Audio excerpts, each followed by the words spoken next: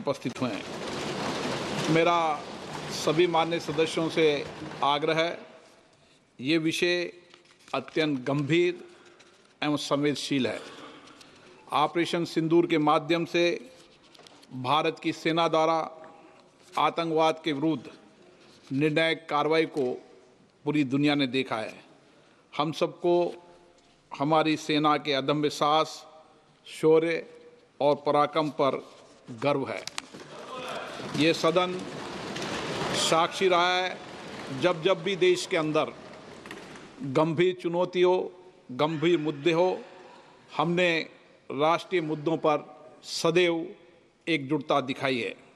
आतंकवाद एक वैश्विक चुनौती है।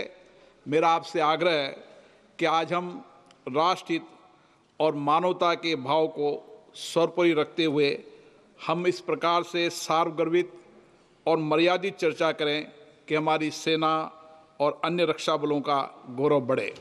भारत की संसद से दुनिया में आतंकवाद के विरुद्ध सामूहिक संघर्ष का एक मजबूत संदेश संसद से जाए। माननीय रक्षा मंत्री राजनाथ सिंह जी।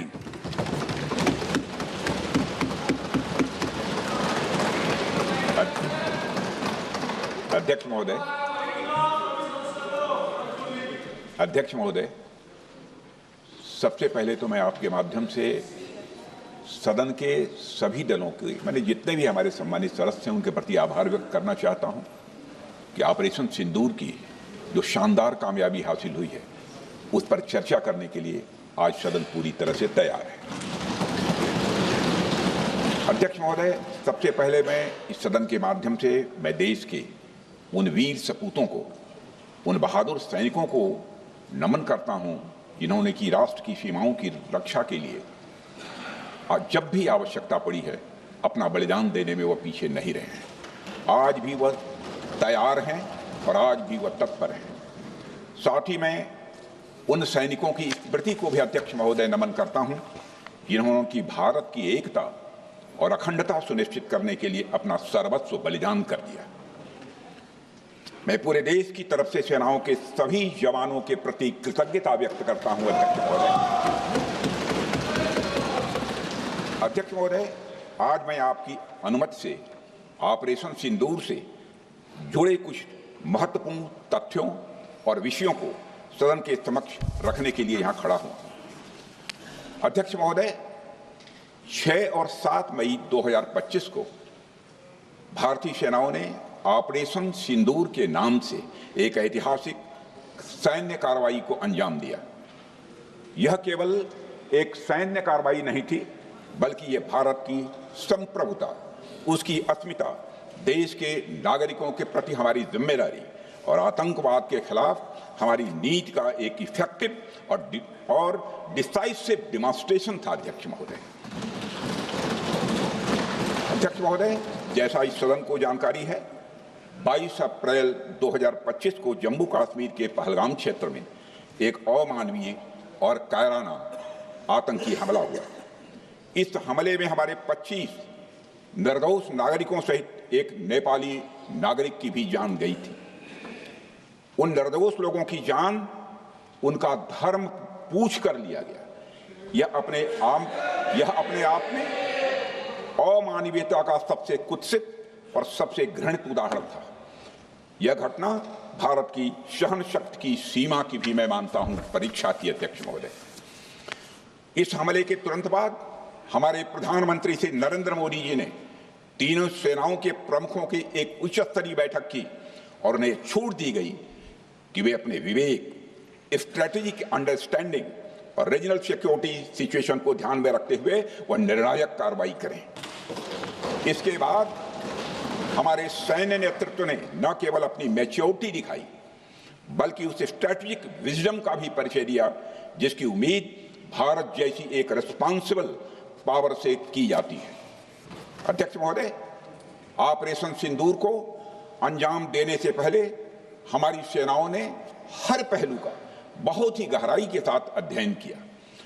हमारे पास कई विकल्प थे, लेकिन हमने उस विकल्प को चुना जिसमें आतंकवादियों और उनके ठिकानों को अधिकतम नुकसान पहुंचे और जिसमें पाकिस्तान के आम नागरिक को कोई क्षति न होने पाए, इस बात की भी हम लोगों ने चिंता की। अध्यक्ष महोदय, हमारी सेनाओं द्वारा की गई वेल कोऑर्डिनेटेड स्ट्राइक्स ने 9 टेररिस्ट इंफ्रास्ट्रक्चर टारगेट्स को प्रिसीजन के साथ, सटीकता के साथ हिट किया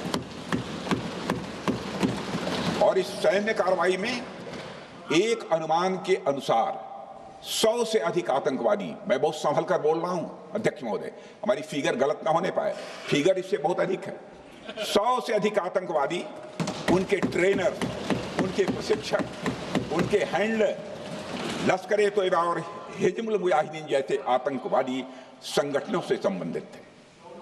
ये वही आतंकी संगठन हैं जिन्होंने पाकिस्तान की सेना और ISI का जिन्हें खुला समर्थन प्राप्त है। अध्यक्ष महोदय, 7 मई 2025 को रात्रि 1:05 भारतीय सशस्त्र बलों ने ऑपरेशन सिंदूर प्रारंभ किया, जिसमें पाकिस्तान और पाक ऑक्युपाइड कश्मीर में भारत के खिलाफ आतंकी गतिविधियों से जुड़े 9 स्थानों को निशाना बनाया गया। इसमें POK के मुजफ्फराबाद में सवाई नाला और सैयदना बिलाल कैंप, कोटली में मस्जिद अब्बास व मसबर रहील शाहिद कैंप, कोटली में गुलपुर कैंप, भिम्बर में बरनाला कैंप, कोटली में अब्बास कैंप और पाकिस्तान के पंजाब प्रांत में बहावलपुर, मुहिदके और सरजाल और मेहमुना जोया शामिल थे। इनमें से 7 आतंकी शिविरों को भारतीय सेना ने पूरी तरह से नष्ट कर दिया, जबकि भारतीय वायुसेना ने मुरीदके और बहावलपुर को नेस्त नाबूद किया, जो लश्कर-ए-तोयबा और जैशे मोहम्मद के केंद्र हैं। पूरा ऑपरेशन मात्र, अध्यक्ष महोदय, जानकर पूरे सदन को प्रसन्नता होगी कि विदिन 22 मिनट्स पूरा ऑपरेशन समाप्त हो गया और हमने आतंकवादियों को उनके घर में घुसकर मारा। सशस्त्र बलों ने हमारी माताओं और बहनों के सिंदूर का बदला लिया और प्रत्येक भारतीय इस भावना से ओत-प्रोत हो गया। अध्यक्ष महोदय, मैं चाहूंगा कि पूरा सदन एक बार हमारे सेना के बहादुर जवानों के शौर्य और पराक्रम का। अध्यक्ष महोदय, यह सिंदूर की लाली शौर्य की कहानी है। यह सिंदूर की लाली शौर्य की कहानी है, भारत के मस्तक पर वीरता की निशानी है। अध्यक्ष महोदय, सेनाओं ने अंधेरी रात होने के बावजूद हमले की सफलता के स्पष्ट एविडेंस भी जुटाए हैं, साक्ष्य है हमारे पास। अध्यक्ष महोदय, हमले के कुछ ही घंटों के भीतर एक प्रेस रिलीज और मीडिया ब्रीफिंग के माध्यम से इन्हें जनता की जानकारी के लिए जारी कर दिया गया था। मुझे यह पुष्टि करते हुए गौरव की अनुभूति हो रही है कि सशस्त्र बल अपने सभी मिशन ऑब्जेक्टिव्स को पूरा करने में पूरी तरह से सक्षम रहे और साथ ही कामयाब रहे।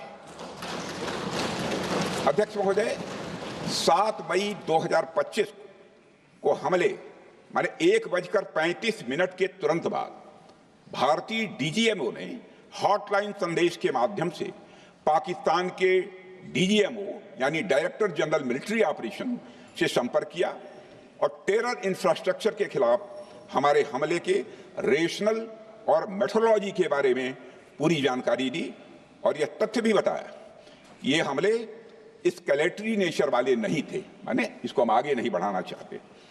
जिन मोहि मारा तीन मोहि मारे। अध्यक्ष, इस प्रकार प्रभु हनुमान ने लंका में अपनी रणनीति बनाई थी, उसी प्रकार हमने भी उन्हीं को निशाना बनाया जिन्होंने हमें नुकसान पहुंचाया था।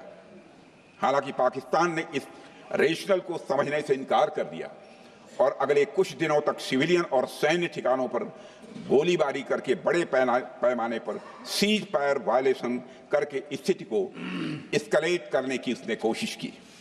अध्यक्ष महोदय, 7-8 मई 2025 की रात को क्लियरली आइडेंटिफाइड आतंकवाद संबंधी ठिकानों पर हमारे सफल ऑपरेशन के बाद, सफल हमले के बाद पाकिस्तान ने स्थिति को एस्केलेट कर दिया और अनमैन्ड एरियल सिस्टम और अन्य साधनों का उपयोग करके भारतीय वायुसेना के बेसेस, भारतीय वायुसेना के सेंसर्स और सेना के फॉर्मेशन हेडक्वार्टर से लेकर ब्रिगेडों तक पर भी उसने हमला कर दिया।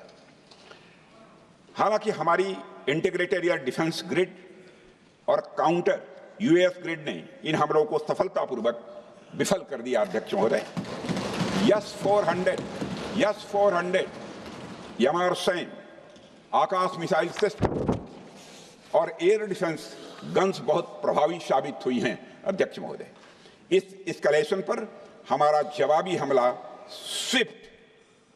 स्विफ्ट, प्रोपोर्शनेट और नवातुला था। अध्यक्ष महोदय, जिसमें 8 मई 2025 को केवल चुनिंदा पाकिस्तानी एयर डिफेंस सिस्टम और सेंसर नेटवर्क को प्रिसीजन गाइडेड मिशन द्वारा म्यूनिशंस द्वारा जो है टारगेट किया गया। अध्यक्ष महोदय, हमारी कार्रवाई पूरी तरह से सेल्फ डिफेंस में थी, न तो वह प्रोवोकेटिव थी और न तो एक्सपेंशनिस्ट थी।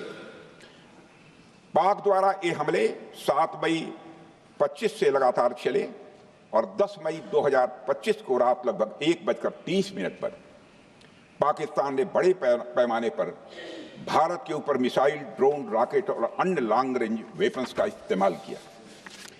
इसके साथ साथ उन्होंने इलेक्ट्रॉनिक वारफेयर से जुड़ी टेक्नोलॉजीज का भी सहारा लिया। अध्यक्ष महोदय, उनके निशाने पर हमारे भारतीय वायुसेना के अड्डे, थल सेना के एम्यूनिशन डिपोज, हवाई अड्डे और मिलिट्री कैंट थे। अध्यक्ष महोदय, यह कहते हुए मुझे गौरव की अनुभूति हो रही है कि हमारे air defence system, counter drone system और इलेक्ट्रॉनिक इक्विपमेंट्स ने पाकिस्तान के इस हमले को पूरी तरह से नाकाम कर दिया। पाकिस्तान हमारे किसी भी टारगेट को हिट नहीं कर पाया। अध्यक्ष महोदय, और हमारे किसी भी इंपॉर्टेंट एसेट को नुकसान नहीं हुआ है। हमारी सुरक्षा व्यवस्था, अध्यक्ष महोदय, चाक चौबंद थी और हर हमले को हम लोग रोका गया। मैं इसके लिए भारतीय सेना के बहादुर सैनिकों की जमकर सराहना करता हूं, जिन्होंने दुश्मन के हर मंसूबे पर पानी फेर दिया। और अपने प्रतिपक्ष के मित्रों से भी कहना चाहता हूं, एक बार फिर से भारत के सेना के जवानों का कम से कम मेज थपथपाकर उनका अभिनंदन करिए। बहुत बहुत धन्यवाद। बहुत बहुत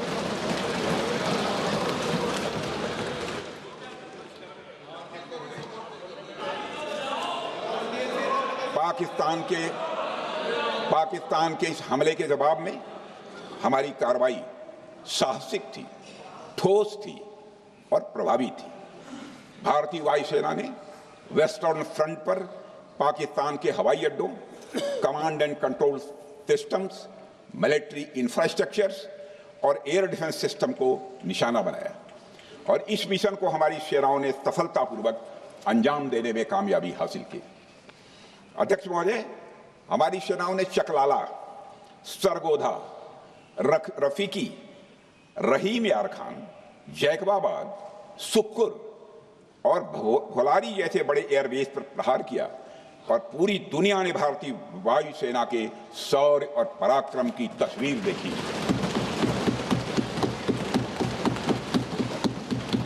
अध्यक्ष महोदय, ऑपरेशन सिंदूर ट्राई सर्विसेज कोऑर्डिनेशन का एक बेमिसाल उदाहरण था। जब भारतीय वायुसेना ने आसमान से हमले किए, हमारी थल सेना ने जमीन पर मोर्चा संभाल लिया। हमारे जवान नियंत्रण रेखा पर पूरी ताकत से डटे रहे और पाकिस्तान की हर हरकत का करारा जवाब दिया। अध्यक्ष महोदय, भारतीय नौसेना ने भी, लोग पूछते हैं भारतीय नौसेना का क्या रोल था, भारतीय नौसेना ने भी उत्तरी अरब सागर में अपनी तैनाती मजबूत कर दी। भारतीय नौसैनिकों ने पाकिस्तान को यह साफ संदेश दिया कि हम समुद्र से लेकर जमीन तक पाकिस्तान के हर महत्वपूर्ण ठिकानों पर प्रहार करने में न केवल सक्षम हैं बल्कि हम तैयार हैं। अध्यक्ष महोदय, इस ऑपरेशन का मकसद टेररिस्ट कैंप्स और उनके सपोर्टर्स को टारगेट करना, उन्हें नेस्त नाबूद करना था। और ये साफ संदेश देना था कि भारत आतंकवाद के विरुद्ध जीरो टॉलरेंस रखता है। भारत ने कार्रवाई इसलिए रोकी क्योंकि कॉन्फ्लिक्ट के पहले और उसके दौरान जो भी पॉलिटिकल और मिलिट्री ऑब्जेक्टिव्स तय किए गए थे उसे हम पूरी तरह से हासिल कर चुके थे। इसलिए यह कहना, यह मानना कि यह ऑपरेशन किसी दबाव में रोका गया था, यह बेबुनियाद है और सरासर गलत है।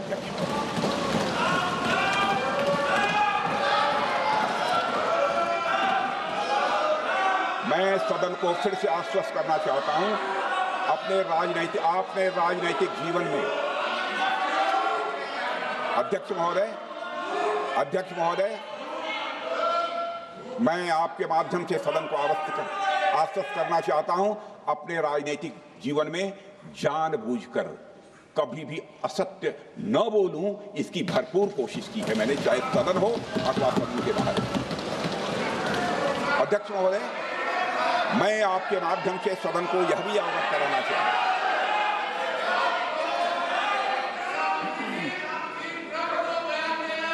प्लीज बैठिए। आप क्यों खड़े? अध्यक्ष महोदय, मैं आपके माध्यम से सदन को यह भी अवगत कराना चाहूंगा कि सीमा पार करना या वहां की टेरिटरी कैप्चर करना इस ऑपरेशन का उद्देश्य नहीं था। ऑपरेशन सिंदूर प्रारंभ करने का मकसद था अध्यक्ष महोदय, उन टेरर नर्सरीज को खत्म कर देना जिन्हें पाकिस्तान ने बरसों से पाला पोसा था। और यह ऑपरेशन उन मासूम परिवारों को न्याय दिलाने के लिए लॉन्च किया गया था जिन्होंने पाक स्पॉन्सर्ड टेररिस्ट अटैक्स में अपने प्रियजनों को खोया था। हमारी सेनाओं ने सिर्फ उनको टारगेट किया जो इन आतंकियों को सपोर्ट करते हुए भारत पर हमला करने की कोशिश में लगातार शामिल थे। अध्यक्ष महोदय, ऑपरेशन सिंदूर का ओवरऑल पॉलिटिको मिलिट्री ऑब्जेक्टिव यह था कि आतंकवाद के रूप में प्रॉक्सी वार लड़ रहे पाकिस्तान को सजा दी जाए, और इसी वजह से आर्म फोर्सेस को पूरी आजादी दी गई थी कि वे अपने टारगेट खुद चुनें और करारा जवाब दें। और इस ऑपरेशन का उद्देश्य कोई भी युद्ध छेड़ना नहीं था, बल्कि फोर्स के डिमॉन्स्ट्रेटिव यूज से एडवर्सरी को झुकने के लिए मजबूर करना था। 10 मई की सुबह जब भारतीय वायुसेना ने पाकिस्तान की मल्टीपल एयरफील्ड्स पर करारा प्रहार किया तो पाकिस्तान ने हार मान ली है अध्यक्ष महोदय, और हॉस्टिलिटी रोकने की कोशिश की। अब रोक दीजिए महाराज। उन्होंने एक कोशिश की, हमारे डीएमओ से बात की, महाराज अब रोक दीजिए, बहुत हो गया। यह पेशकश इस कैबिनेट के साथ स्वीकार की गई थी। सुने, रुकिए तो रुकिए, बता दूंगा,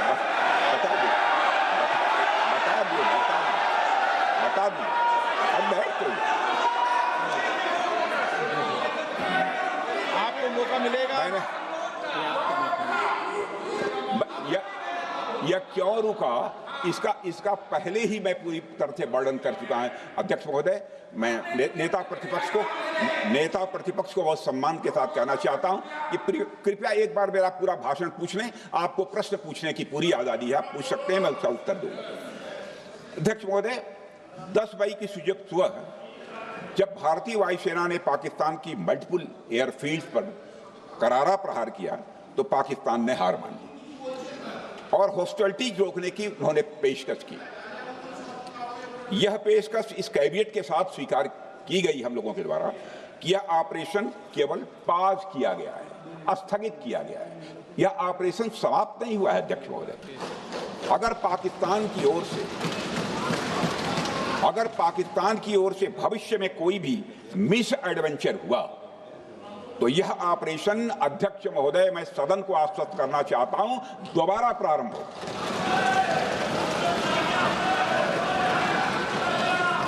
अध्यक्ष महोदय, भारतीय वायुसेना के जबरदस्त हमलों, नियंत्रण रेखा पर थल सेना की मजबूत जवाबी कार्रवाई और नौसेना के हमलों के डर ने पाकिस्तान को झुकने के लिए मजबूर कर दिया। अध्यक्ष महोदय, और पाकिस्तान की हार उनकी एक सामान्य विफलता नहीं थी, बल्कि यह उसके सैन्य बल और मनोबल या दोनों की एक हार थी।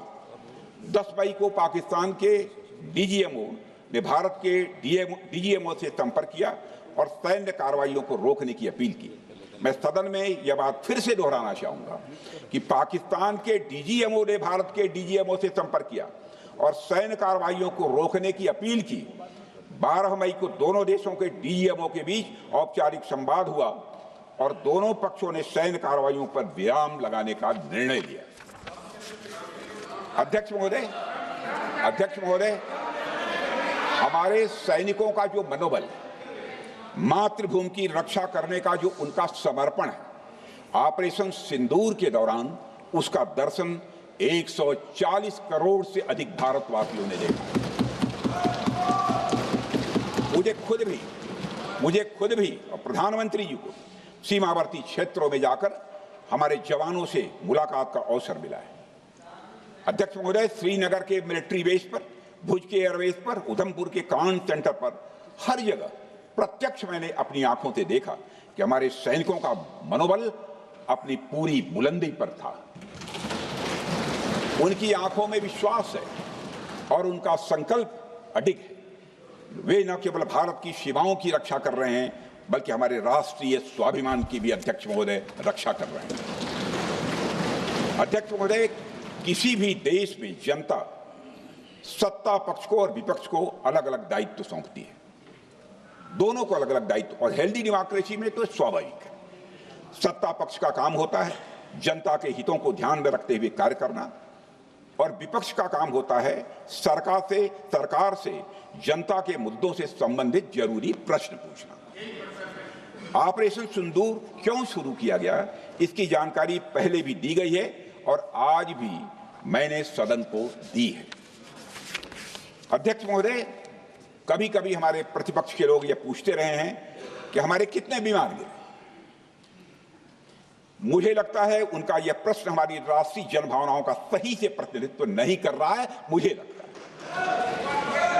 उन्होंने एक बार भी हमसे यह नहीं पूछा कि हमारी सेनाओं ने दुश्मन के कितने विमान मार गिराए।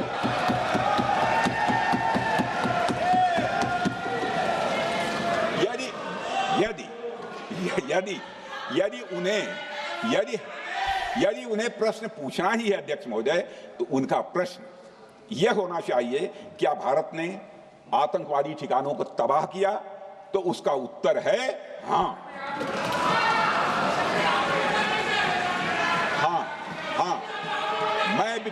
मैं विपक्ष के सम्मानित साथियों से कहना चाहता हूं कि आपको प्रश्न पूछना है तो यह प्रश्न पूछिए, क्या ऑपरेशन सिंदूर सफल रहा? तो उसका उत्तर है हाँ।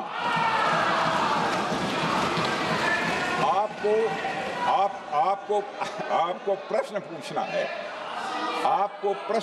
है तो यह प्रश्न पूछिए कि जिन आतंकियों ने हमारी बहनों, हमारी बेटियों का सिंदूर मिटाया, क्या हमारी सेनाओं ने ऑपरेशन सिंदूर में उन आतंकियों के आकाओं को मिटाया? तो इसका उत्तर है हाँ। और आपको प्रश्न पूछना है तो यह पूछिए कि इस ऑपरेशन में क्या हमारे जाबाज सैनिकों को कोई क्षति हुई है? तो उसका उत्तर है नहीं। अध्यक्ष महोदय, लक्ष्य जब बड़े हो तो अपेक्षाकृत छोटे मुद्दों पर हमारा ध्यान नहीं जाना चाहिए। लक्ष्य बड़े हों तो छोटे मुद्दों पर, अपेक्षाकृत जो छोटे मुद्दे होते हैं कंपैरेटिवली, उन पर ध्यान नहीं जाना चाहिए, क्योंकि छोटे मुद्दों पर ही ध्यान देते रहने से देश की सुरक्षा और सैनिकों के सम्मान और उत्साह जैसे बड़े मुद्दों से ध्यान हट सकता है, जैसा कि विपक्ष के हमारे कुछ साथियों के साथ हो रहा है। अब चूंकि विपक्ष के मित्र ऑपरेशन सिंदूर को लेकर उचित प्रश्न नहीं पूछ पा रहे हैं, तो उन्हें मैं क्या बताऊं अध्यक्ष महोदय। मैं लगभग 4 डिकेड से अधिक समय से राजनीति में, सत्ता पक्ष हो या विपक्ष हो, अपनी पार्टी हो या दूसरी पार्टी हो, कभी भी किसी के साथ दलगत राजनीति को मैंने शत्रुतापूर्ण तरीके से जिंदगी में नहीं देखा है मैंने, अध्यक्ष महोदय। इसलिए आज अगर विपक्ष प्रश्न पूछने में असफल है, मैं विपक्ष को उनके इस काम में थोड़ी सी मदद करना चाहता हूं। अध्यक्ष महोदय, मैं विपक्ष के अपने सम्मानित साथियों से कहना चाहता हूं कि यदि आज हम लोग सत्ता पक्ष में हैं तो ऐसा नहीं है कि हम हमेशा सत्ता पक्ष में ही रहेंगे। ये आवश्यक नहीं है, किसी के लिए आवश्यक नहीं। एक लंबा समय हमने विपक्ष का काम किया है, एक लंबा समय हमने सरकारों से सवाल पूछने में लगाया है। जनता ने जब हमें विपक्ष में रहने का दायित्व सौंपा था तो हमने विपक्ष में रहकर विपक्ष की भूमिका को बड़े ही सकारात्मक तरीके से निभाया भी है। अध्यक्ष महोदय, विपक्ष में रहकर हमने कैसे प्रश्न पूछे, इसके कुछ उदाहरण मैं यहां रखना चाहता हूं। 1962 में अध्यक्ष महोदय, चीन के साथ हुए युद्ध में जब दुखद परिणाम आया तो हमने उस समय की सरकार से यह पूछे थे, लेकिन वह प्रश्न यह था कि हमारे देश की धरती पर दूसरे देश का कब्जा कैसे हुआ।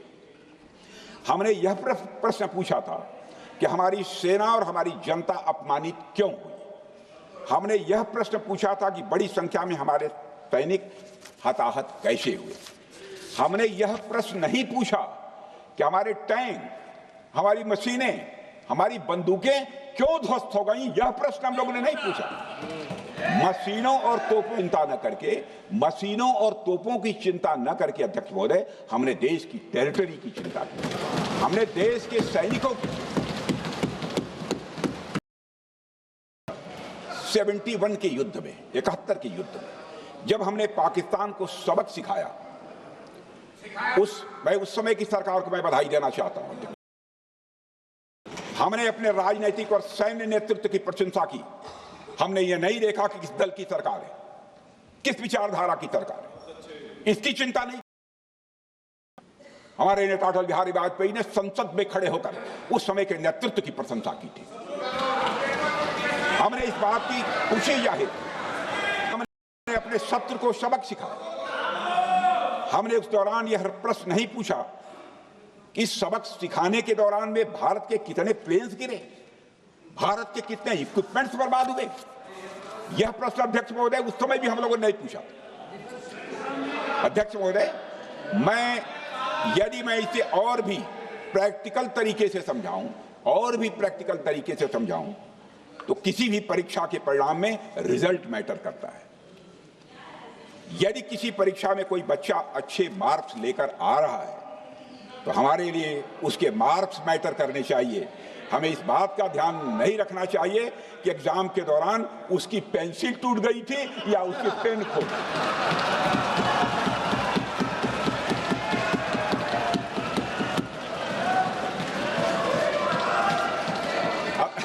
अध्यक्ष महोदय, अल्टीमेटली रिजल्ट मैटर करता है और रिजल्ट यह है, अध्यक्ष महोदय, अल्टीमेटली रिजल्ट मैटर करता है और रिजल्ट यह है अध्यक्ष महोदय कि ऑपरेशन सिंदूर के दौरान हमारी सेनाओं ने जो लक्ष्य निर्धारित किया था उन लक्ष्यों को पूर्ण रूप से प्राप्त करने में हमने कामयाबी हासिल की। अध्यक्ष महोदय, भारत हमेशा से पाकिस्तान सहित अपने पड़ोसी देशों से मित्रता और सौहार्द सहयोगपूर्ण संबंध का सदैव इच्छुक रहा है। इसके लिए भारत की सभी सरकारों ने ईमानदारी से प्रयास भी किए हैं। वह चाहे आदरणीय लाल शास्त्री जी हों या अटल बिहारी वाजपेयी जी हों या हमारे स्वर्गीय मनमोहन सिंह जी हों या प्रधानमंत्री श्री नरेंद्र मोदी जी, सभी ने हमेशा चाहा है कि इस शांति और समृद्धि बनी रहे। सभी ने यह चाहा। अध्यक्ष महोदय, यह बात हमारी सिविलाइजेशनल वैल्यूज के साथ मेल खाती है, इसलिए ऐसा हुआ। अध्यक्ष महोदय, पूरा विश्व जानता है कि पूर्व प्रधानमंत्री से अटल बिहारी वाजपेयी जी ने शांति का संदेश लेकर 1999 में लाहौर बस यात्रा की थी। वह सिर्फ एक यात्रा नहीं थी, वह यात्रा भारत की संस्कृति और शांति की प्रतीक थी। यह हमारे भारत की प्रकृति थी। लाहौर पहुंचने मीनारे पाकिस्तान पर विजिटर्स बुक में जो लिखा था, जिसका जिक्र लोग आज भी करते हैं, और उन्होंने लिखा था, उसकी मैं चर्चा करता हूं। उन्होंने लिखा था कि मीनारे पाकिस्तान से मैं पाकिस्तान की जनता को यह विश्वास दिलाना चाहता हूं कि भारत अस्थायी शांति और मित्रता का आकांक्षी है। मैंने पहले भी कहा है और फिर भी कहता हूं, एक स्थिर और समृद्ध पाकिस्तान भारत के हित में है, इसमें कोई संदेह नहीं होना चाहिए। अध्यक्ष महोदय, यह हमारी सोच थी, यह हमारी शांति की पहल थी। यह पहल हमारी हजारों साल पुरानी सांस्कृतिक चेतना, हमारी नैतिक शक्ति और हमारी सभ्यता के उन मूल्यों से निकली थी जो शांति को शक्ति मानती है। अध्यक्ष महोदय, लेकिन हमारे शांति के प्रयास को हमारी नाइविटी, उदारता या सरलता समझ लिया गया। जब हम शांति के लिए कदम बढ़ा रहे थे, उसी वक्त पाकिस्तान कारगिल में घुसपैठ की साजिश रच रहा था। हम दोस्ती के राह पर थे तो वो षड्यंत्र की राह। जब हम मामला खुलकर सामने आया तो हमारे वीर सैनिकों ने इस घुसपैठ के खिलाफ कार्रवाई करना प्रारंभ किया, और जब भारत की जीत सामने दिखाई दे रही थी तो पाकिस्तान ने परमाणु युद्ध की धमकी दे डाली। अध्यक्ष महोदय, तब हमारे प्रधानमंत्री, तत्कालीन प्रधानमंत्री आदरणीय अटल बिहारी वाजपेयी जी ने कहा था, पाक सेना के परमाणु हमले से भारत का तो कुछ नहीं बिगड़ेगा, लेकिन पाकिस्तान दूसरे दिन का सूरज नहीं देख पाएगा।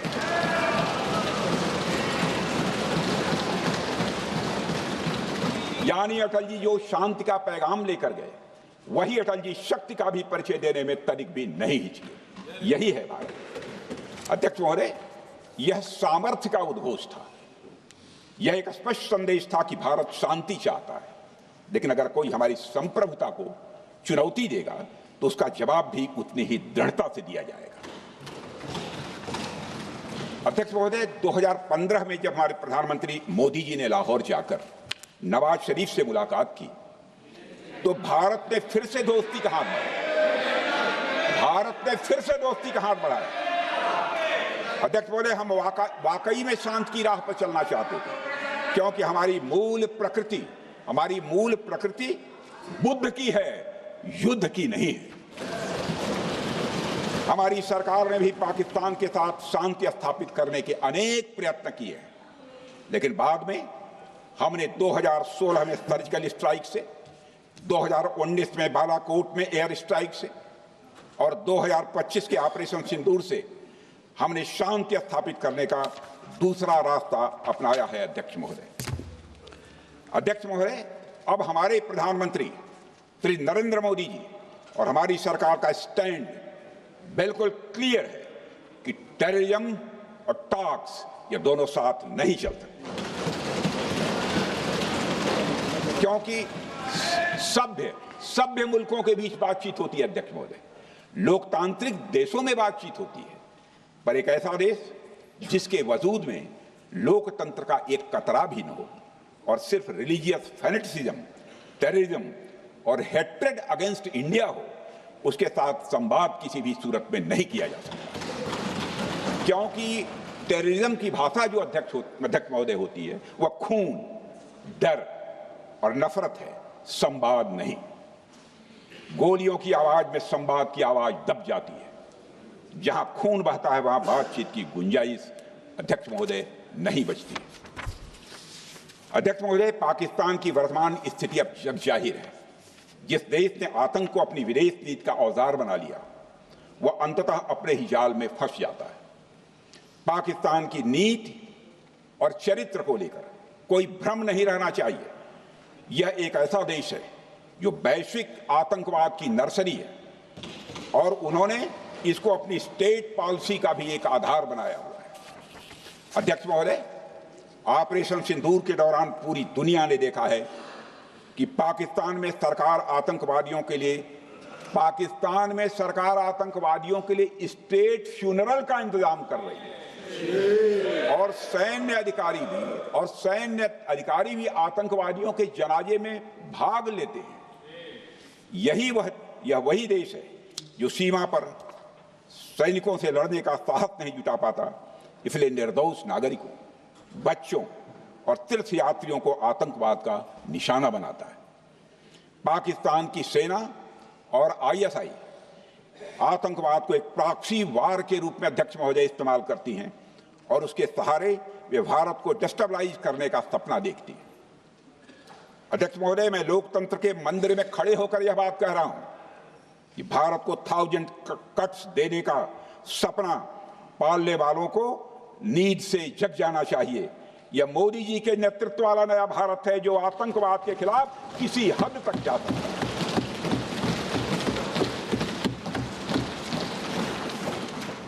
अध्यक्ष महोदय, आप भारत का इतिहास जानते हैं। देखिए, हमने कभी भी किसी की 1 इंच जमीन पर आज तक कभी कब्जा नहीं किया है। हम यह भी जानते हैं कि युद्ध अपनी बराबरी वालों से करना चाहिए। ऐसा गोस्वामी तुलसीदास जी ने लिखा है और गोस्वामी तुलसीदास जी कहते हैं कि नीति ऐसी ही होनी चाहिए, प्रीति और बैर बराबरी वाले से ही करनी चाहिए। शेर यदि मेढकों को मारे तो उसका बहुत अच्छा संदेश नहीं आता है अध्यक्ष महोदय। और अध्यक्ष महोदय, हमारे देश की सेना शेर है।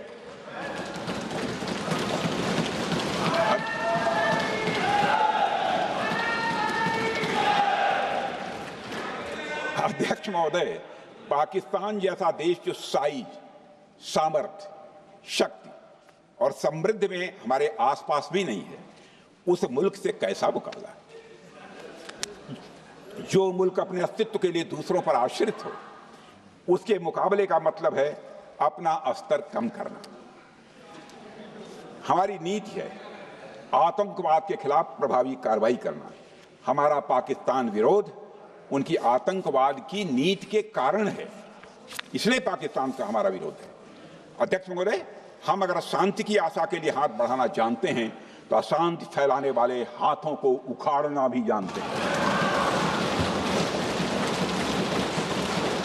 अध्यक्ष महोदय, अगर शांति के प्रयास करना हम जानते हैं तो दुष्टों को जो भाषा समझ में आए उसी भाषा में समझाना भी जानते हैं। सठे साक्ष्यम समाचरे, अर्थात दुष्ट के साथ दुष्टता का ही व्यवहार करना पड़ता है कभी कभी। अध्यक्ष महोदय, हमने भगवान कृष्ण से सीखा है कि शिशुपाल की 100 गलतियां माफ की जा सकती हैं, पर अंत में धर्म की रक्षा के लिए सुदर्शन चक्र उठाना ही पड़ता है। हमने पार्लियामेंट का अटैक सहा है अध्यक्ष महोदय, 2008 का मुंबई अटैक सहा है, झेला है, लेकिन अब हमने कह दिया है इनफ इज इनफ। अब हमने सुदर्शन चक्र उठा लिया है अध्यक्ष महोदय। अध्यक्ष महोदय, हमारी प्रवृत्ति भगवान राम और भगवान कृष्ण से प्रेरित है, जो हमें शौर्य भी सिखाती है और धैर्य भी सिखाती है। इस सीख का अध्यक्ष महोदय, इस सीख का हम प्रधानमंत्री नरेंद्र मोदी जी के नेतृत्व में हमारी विदेश और अपनी रक्षा नीति में सीधा प्रयोग कर रहे हैं। आज भारत पहले दोस्ती का हाथ बढ़ाता है, लेकिन अगर कोई देश धोखा दे तो उसकी कलाई भी मरोड़ना जानता है। अध्यक्ष महोदय, हमारी नीति स्पष्ट है कि हमने एक समय लाहौर बस यात्रा की भाषा में बात की थी तो पाकिस्तान ने हमारी उस भाषा को नहीं समझा, तो अब हम उन्हें बालाकोट स्ट्राइक की भाषा में जवाब देंगे। अध्यक्ष महोदय, भारत के लिए शांति हमारी प्रायोरिटी है, हमारी प्राथमिकता है और हमारी शक्ति उसका आधार है। भारत के लिए शांति प्राथमिकता है और हमारी शक्ति उसका आधार है। यह शक्ति हमारे सामर्थ्य से पैदा हुई है अध्यक्ष महोदय, और यह सामर्थ्य पिछले 11 साल में कई गुना बढ़ गया है। मैं ये नहीं कहता हूं पहले नहीं था, पहले था, लेकिन अब कई गुना बढ़ गया।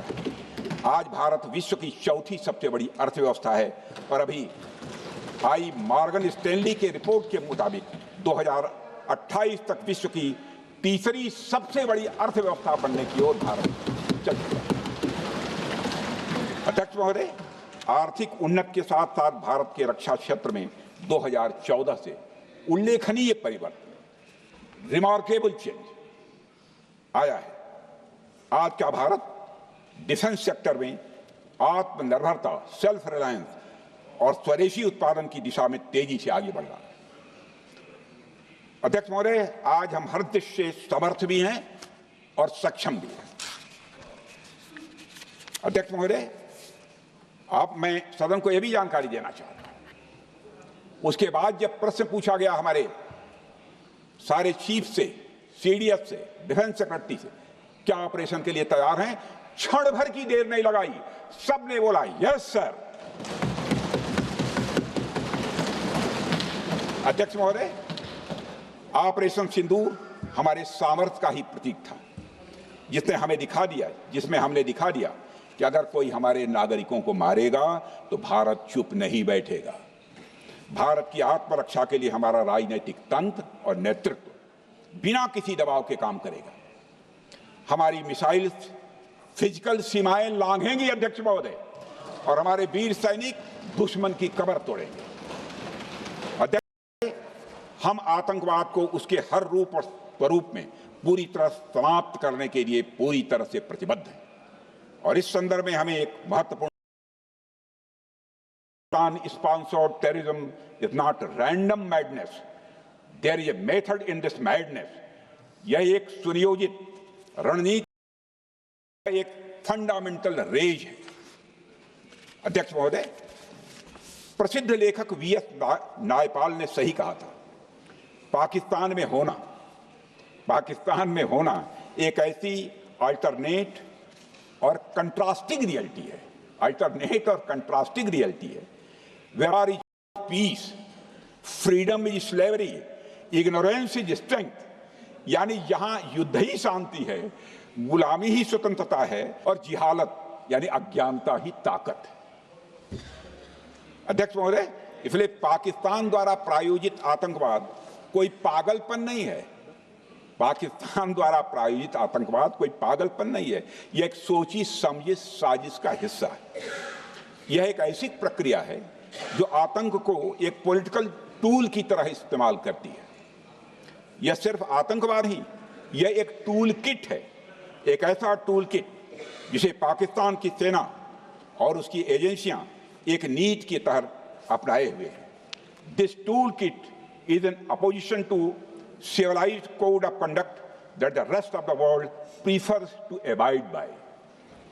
यानी यह टूल किट उस सिविलाइज्ड कोड ऑफ कंडक्ट के खिलाफ है जिसे दुनिया का हर जिम्मेदार देश मानता है। अध्यक्ष महोदय, यह एक कट्टरपंथी सोच की उपज है जिसमें सहिष्णुता के लिए कोई जगह नहीं। हमारा पाकिस्तान के साथ कोई सीमा का संघर्ष नहीं है अध्यक्ष महोदय, बल्कि यह सभ्यता बनाम बर्बरता का संघर्ष है। सभ्यता बनाम बर्बरता का संघर्ष। पाकिस्तान के हुक्मरान जानते हैं कि उनके सैनिक युद्ध के मैदान में भारत से नहीं जीत सकते, इसलिए वे आतंक को पालते ही नहीं, उन्हें प्रशिक्षण देते हैं, और फिर दुनिया के सामने खड़े होकर निर्दोष बनने की कोशिश करते हैं।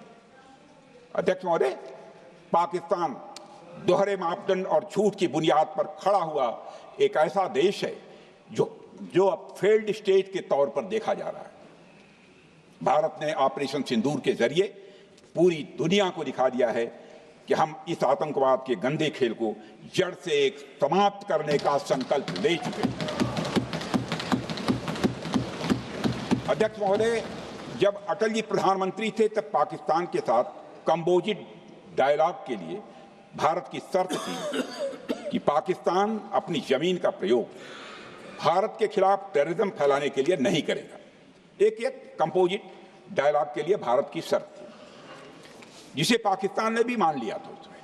लेकिन दुर्भाग्य से 2009 में शर्म शेख में तत्कालीन सरकार ने एक बड़ी भूल की, जब कंपोजिट डायलॉग प्रोसेस से पाकिस्तान प्रायोजित आतंकवाद को डीलिंक कर दिया गया। यानी बातचीत जारी रखने के लिए पाकिस्तान द्वारा अपनी जमीन को आतंकवाद के लिए प्रयोग न करने की शर्त को ही डाइल्यूट कर दिया गया। मैं मानता हूं यह भारत की स्ट्रेटेजिक पोजीशनिंग को कमजोर करने वाला एक कदम था। अध्यक्ष महोदय, ऐसी ही एक और गंभीर चूक तत्कालीन सरकार ने 2006 में हवाना में भी हुई थी, जब पाकिस्तान को आतंकवाद का विक्टिम माना गया। एंटी टेरर में कराने पर सहमति भी हुई थी। 2006 की बात कर रहा हूं। अध्यक्ष महोदय, यह सोचने वाली बात है कि जो देश आतंक को पैदा करता है, उसे पालता है, उस लेना कितना बड़ा स्ट्रेटेजिक ब्लंडर है। अध्यक्ष महोदय, आतंकवाद के खिलाफ हमारी लड़ाई अब केवल सीमा पर नहीं बल्कि वैचारिक मोर्चों पर भी लड़ी जा रही है। इसी उद्देश्य से प्रधानमंत्री जी कई हाई लेवल डेलीगेशंस का गठन भी उन्होंने किया था, जिसमें हमारे लगभग अधिकांश शामिल थे। उसमें विभिन्न राजनीतिक दलों के रिप्रेजेंटेटिव शामिल थे और सचमुच इस समिति ने वैश्विक मंचों पर जाकर भारत की बात बहुत ही प्रभावी तरीके से की और आतंकवाद के विरुद्ध वैश्विक समर्थन को उन्होंने मजबूत किया। अध्यक्ष महोदय, मैं उन सभी डेलीगेशन के सम्मानित सदस्यों के प्रति शीश झुकाकर आभार व्यक्त करना चाहता हूं, जिन्होंने भारत का आतंकवाद के खिलाफ जीरो टॉलरेंस की पॉलिसी और ऑपरेशन सिंदूर के बारे में दुनिया के देशों को सही तरीके से अवगत कराया, प्रभावी तरीके से अवगत कराया। लेकर सर्वदलीय बैठक भी हुई। I am very happy to tell the house that during Operation Sindoor, all the political parties of the country and showed solidarity with the nation, with the soldiers and with the government. फिर इसके लिए आभार व्यक्त करता हूं।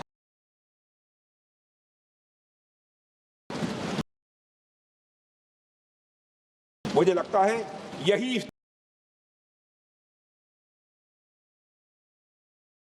जैसा कि हमारे माननीय प्रधानमंत्री मोदी जी ने भी कहा है कि ऑपरेशन सिंदूर अभी रुका है, समाप्त नहीं हुआ है। यदि आवश्यक हरकत की कोशिश करता है तो हम और भी कठोर और निर्णायक कार्रवाई करने के लिए तैयार हैं। अध्यक्ष महोदय, सिंदूर के माध्यम से पाकिस्तान के मन में भारत को लेकर जो बहुत बड़ी गलतफहमी थी वह हमने दूर कर दी है। अन्य दूर थोड़ी बहुत बची यदि भई होगी तो उसको भी दूर कर देंगे। अध्यक्ष महोदय, मुझे महाकवि राष्ट्र कवि रामधारी सिंह जी दिनकर की कुछ पंक्तियां याद आती हैं। अध्यक्ष महोदय, क्षमाशील हो रिपु समक्ष तुम हुए बिनत जितना ही, दुष्ट कौरवों ने तुमको कायर समझा उतना ही। अध्यक्ष महोदय, भारत ने न केवल अपनी सैन्य क्षमता का प्रदर्शन किया बल्कि अपनी राष्ट्रीय दृढ़ता, नैतिकता और राजनीतिक कुशलता का भी परिचय दिया है। भारत अब किसी भी आतंकी हमले का निर्णायक और स्पष्ट उत्तर देगा। अध्यक्ष महोदय, हमने एक नई लक्ष्मण रेखा खींच ली है। अब आतंकवाद को आश्रय और समर्थन देने वालों को कोई शरण नहीं मिलेगी।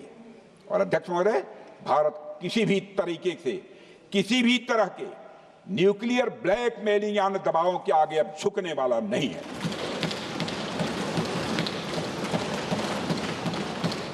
अध्यक्ष महोदय, ऑपरेशन सिंदूर के माध्यम से जो हमने किया और उससे पहले सर्जिकल स्ट्राइक और एयर स्ट्राइक के जरिए जो संदेश दिया गया वह बहुत पहले ही हो जाना चाहिए, लेकिन जो होता है समय पर ही होता है। अध्यक्ष महोदय, हमारी सरकार ने आतंकवाद के खिलाफ हमारी जीरो टॉलरेंस की नीति को दुनिया के हर मंच पर पूरी तरह से स्पष्ट कर दिया है और हम उस पर कोई समझौता किसी भी सूरत में नहीं करने वाले हैं। अभी कुछ सप्ताह पहले मुझे शंघाई कोऑपरेशन ऑर्गेनाइजेशन की डिफेंस मिनिस्टर्स मीटिंग में जाने का अवसर मिला था। वहां जो डिक्लेरेशन तैयार किया जा रहा था उसमें आतंकवाद पर भारत का स्टैंड डाइल्यूट हो रहा था। हमने साफ कह दिया कि जब तक आतंकवाद के मुद्दे पर भारत का स्टैंड रखा नहीं जाएगा हम किसी ज्वाइंट स्टेटमेंट पर साइन नहीं करेंगे और इसकी वजह से वहां कोई ज्वाइंट स्टेटमेंट नहीं आया। अध्यक्ष महोदय, इसका परिणाम क्या? अब देखिए, हमारे प्रधानमंत्री जी ब्रिक्स की बैठक में ब्राजील गए, करिश्मा किया है हमारे प्रधानमंत्री। तो चीन की मौजूदगी में जो ज्वाइंट डिक्लेरेशन आया उसमें जम्मू और कश्मीर में हुए आतंकी हमले को कंडेम भी किया गया। यह प्रधानमंत्री ने करिश्मा करके दिखाया। यानी भारत की बात अंततः मानी गई और यह ब्रिक्स सम्मेलन के इतिहास में पहली बार हुआ जब जम्मू एवं कश्मीर में हुए किसी आतंकी घटना को खुलकर कंडम किया गया। मैं इस सदन को याद दिलाना चाहता हूं, 2008 में मुंबई में इतनी बड़ी आतंकी घटना हुई, मगर उस समय की सरकार को जो प्रभावी कार्रवाई करनी चाहिए थी वो नहीं हो पाई।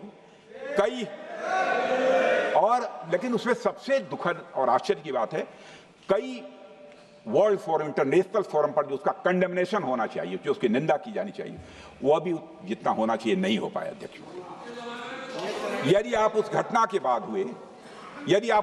बाद हुए ब्रिक्स सम्मेलन के डॉक्यूमेंट्स उठाकर देख लीजिए, मुंबई आतंकी हमले का कहीं जिक्र भी नहीं है।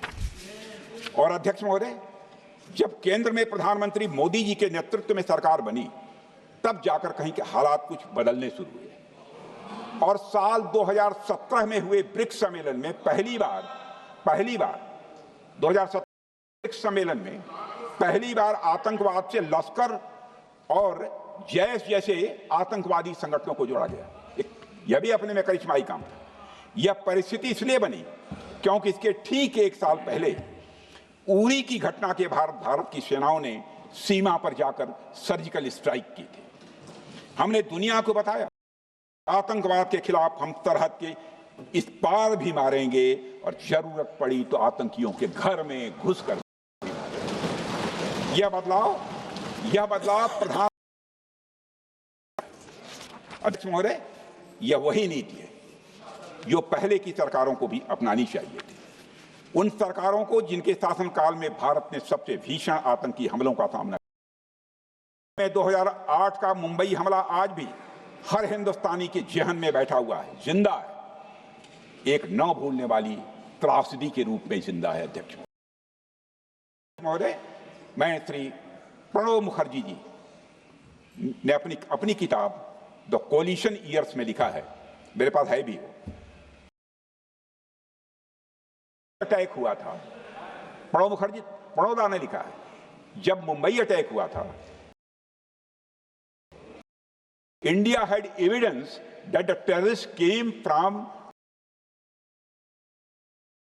non-state actors के बहाने पूरी दुनिया में, non-state actors के बहाने को पूरी दुनिया में कोई मान नहीं रहा था। उन्होंने लिखा है, प्रणोदा ने, debates within the cabinet, amid heated debates within the cabinet, there was a demand for military intervention which I rejected। यह उन्होंने लिखा, मैंने नहीं लिखा। अध्यक्ष महोदय, भारतीय विदेश सेवा के एक वरिष्ठ अधिकारी ने भी अपनी किताब में इस बात की पुष्टि की है, जिनका नाम है अजय विसारिया, और कि मुंबई हमले के तुरंत बाद एक उच्च स्तरीय बैठक हुई थी जिसमें तत्कालीन विदेश मंत्री प्रणोदा ने पूछा व्हाट शुड बी डन। तो विदेश में लश्कर-ए-तोयबा के मुख्यालय पर क्रूज मिसाइल से हमला कर सकता है। यह सुनकर प्रणोदा ने चश्मा उतार कर साफ किया और सभी अधिकारियों को धन्यवाद कि सरकार ने जो सही समझा वो किया।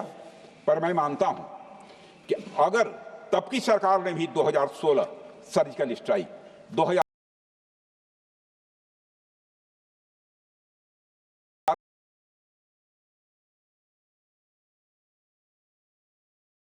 पाकिस्तान की स्ट्रेटेजिक कैलकुलस बदल सकती थी। एक पावरफुल और decisive action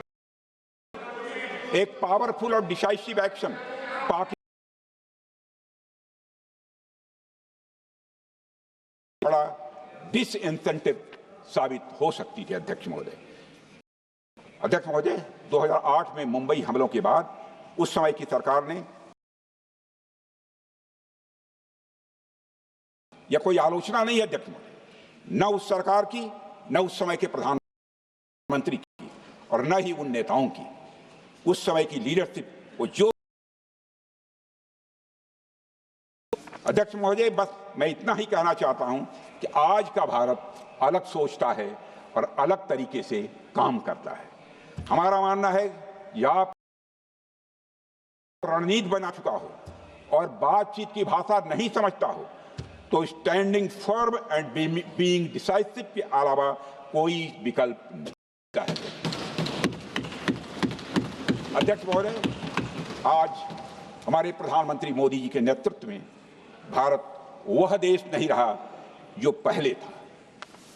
Today doziers have been replaced by decisive action. Today doziers have been replaced by decisive action. आज भारत सहता नहीं है, भारत जवाब देता है। अध्यक्ष महोदय, आज भारत आतंक की जड़ तक जाता है और उसे उखाड़ फेंकने का सामर्थ्य रखता है। अध्यक्ष महोदय, मैं इस सदन को और देश की जनता को यह विश्वास दिलाना चाहता हूं कि हमारी सरकार, हमारी सेनाएं और हमारी लोकतांत्रिक संस्थाएं सब मिलकर, हम और ये सारे लोग सभी मिलकर देश की एकता, अखंडता और सुरक्षा के लिए जो भी कदम उठाना आवश्यक होगा वह कदम उठाएंगे और उसके प्रति हम पूरी तरह से कमिटेड हैं। अध्यक्ष महोदय, अंत में मैं केवल इतना ही कहना चाहता हूं, यह समय एकजुट होकर अपनी सुरक्षा, संप्रभुता और आत्मसम्मान की रक्षा के संकल्प को और अधिक मजबूत करने का है। हम होगा कि हमारी सामाजिक और राजनीतिक एकता ही यह हमारी सबसे बड़ी ताकत है। अध्यक्ष महोदय, आतंक को समर्थन देने वालों को यह स्पष्ट संदेश चला गया है कि भारत अपनी मातृभूमि की रक्षा के लिए पूरी तरह से संकल्पबद्ध है। आइए हम सभी दलगत भाव से ऊपर उठकर संघवरध्वम के मंत्र से प्रेरणा लेकर एक साथ खड़े हो जाएं और हम इस राष्ट्रीय संकल्प को मजबूत करें। यही हम सबका राष्ट्रीय दायित्व है। और इन्हीं शब्दों के साथ अध्यक्ष महोदय, आपने मुझे विचार रखने का अवसर दिया, आपके प्रति आभार व्यक्त करते हुए और अपने सभी सम्मानित सदस्यों के प्रति धन्यवाद व्यक्त करते हुए अपना निवेदन समाप्त करता हूँ। सबने शांतिपूर्वक श्री गौरव गोगोई।